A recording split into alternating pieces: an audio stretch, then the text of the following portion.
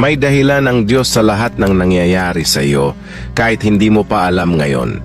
Yung mga blessings na hindi mo natanggap, binabago ka muna. Yung mga taong umalis, pinoprotektahan ka. Yung mga pinto na nagsara, may ibang daan na inihahanda para sa iyo. Hindi ka niya nakalimutan. Huwag kang magtanong ng bakit, magtiwala ka lang. May plano siya.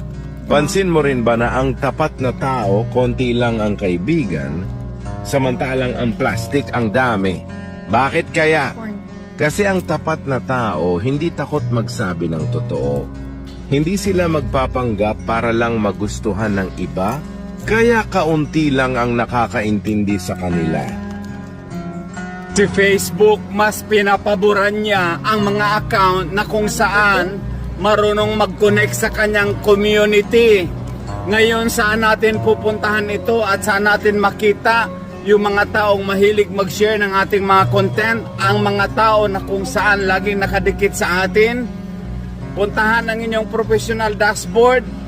Nasa ibaba niyan, di ba, may nakalagay diyan na reels, photos, events, yung mention, pakiclick nyo yung mention. And then, mag-scroll down kayo dyan sa ibaba.